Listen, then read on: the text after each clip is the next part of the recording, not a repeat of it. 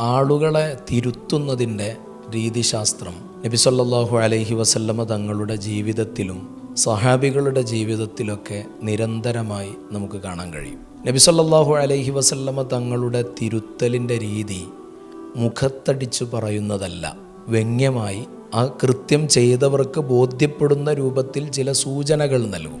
ഞാൻ എന്തെങ്കിലും അരുതാത്തത് കണ്ടാൽ മുഖത്ത് നോക്കി എതിർക്കും എന്ന് പറയുന്നവരുണ്ട്. ചിലരതിനെ വീരകൃത്യമായി പറയുന്നവരുണ്ട്.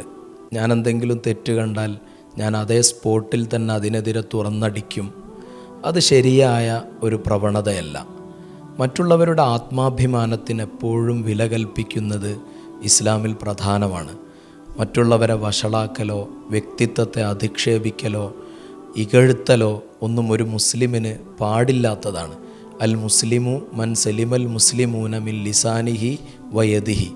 മുസ്ലിം എന്നാൽ അവൻ്റെ നാവിൽ നിന്നും കരങ്ങളിൽ നിന്നും മറ്റുള്ളവർക്ക് പ്രയാസങ്ങളുണ്ടാകാൻ പാടില്ല എന്നാണ്. പരിഹാസം ഒട്ടുമേ അരുത്. അതുപോലെ തന്നെ മറ്റുള്ളവരെ ആക്ഷേപിക്കലോ കുറച്ചു പറയലോ ഒന്നും തന്നെ പാടില്ലാത്തതാണ്. വിശുദ്ധ ഖുർആൻ പല സ്ഥലങ്ങളിൽ അതിൻ്റെ ഗൗരവത്തെ ഉണർത്തുന്നത് നമുക്ക് കാണാൻ കഴിയും.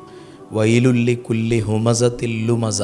കുത്തിപ്പറയുകയും പരിഹസിക്കുകയും ചെയ്യുന്നവർക്ക് ഭയാനകമായ നാശവും ശിക്ഷയുമുണ്ട് എന്ന് ഖുർആൻ പ്രഖ്യാപിക്കുന്നുണ്ട്. മറ്റുള്ളവരുടെ അഭിമാനത്തെ സംരക്ഷിക്കുക എന്നുള്ളതൊരു മുഅ്മിനിൻ്റെ ബാധ്യതയാണ്.